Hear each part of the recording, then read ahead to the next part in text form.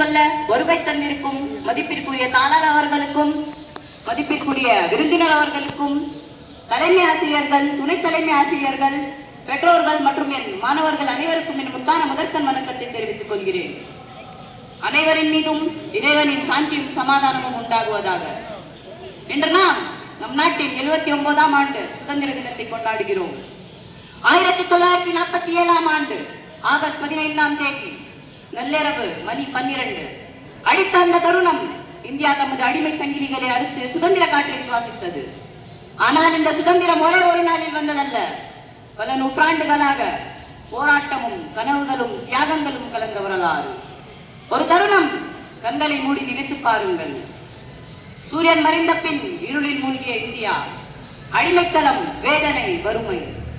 ஆனால் இந்த இருளை கிழித்து சுதந்திர ஒளியை கொண்டு வர பல விடுதலை தலைவர்கள் தம் உயிரை பலியாக்கினார். அவர்களின் சிலரை பற்றி நான் நினைவு கூற வந்துள்ளேன். மகாத்மா காந்தி கையில் ஆயுதங்கள் எதுவும் இல்லை, ஆனால் மனதில் 1000 விஷயங்களின் துணிவுடன் அஹிம்சை என்ற சக்தியை உலகுக்கு காட்டியவர். சுபாஷ் சந்திர போஸ், நீங்கள் எனக்கு ரத்தம் கொடுங்கள், நான் உங்களுக்கு சுதந்திரம் தருவேன் என்ற அவரது முழுக்கம் இளம் இளைஞர்களின் மனதில் புரட்சியின் தீப்பொறியை ஏற்றியது. பகத்சிங் தம் இளம் வயதிலேயே சுதந்திரத்துக்காக தம் உயிரை தியாகமாக கொடுத்தவர்.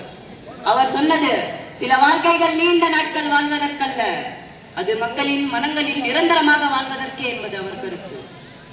சட்டமேடை அம்பேத்கர், நீங்கள் அறிவை தேடி ஓடுங்கள், நாளை வரலாறு உங்கள் நிழலாக ஓடி வரும்.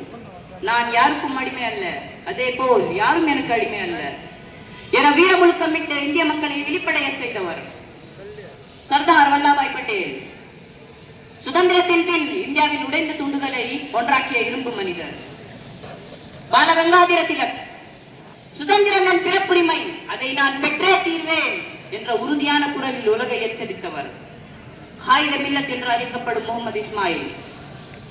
இந்திய விடுதலை போரில் காந்தியடிகள் தொடங்கிய ஒத்துழையாமை இயக்கத்தில் தம் வீட்டை விட, தம் உயிரை விட நாட்டின் விடுதலை மேலானது, முக்கியமானது என்று கருதி இயக்கத்தில் இணைந்து கொண்டு போராடியவர்.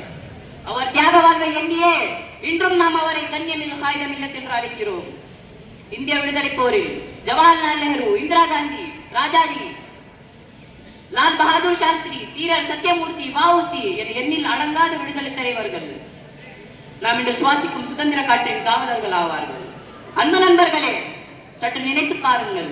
இன்று நமது கையில் உள்ள சுதந்திரம் ஒரு பொன்னான, ஒரு சிறப்பான பரிசு. அதை நாம் காப்பதும், நம் கல்வியால் அதை வளர்ப்பதும், நம் நாட்டை முன்னேற்றுவதும் நாம் நமது தியாக தலைவர்களுக்கு செலுத்தும் உண்மையான சிறப்பான மரியாதையாக அமையும் என்று கூறி நான் என் உரையை முடித்துக் கொள்கிறேன். நன்றி, வணக்கம், ஜெய் ஹிந்த், வந்தே மாதரம்.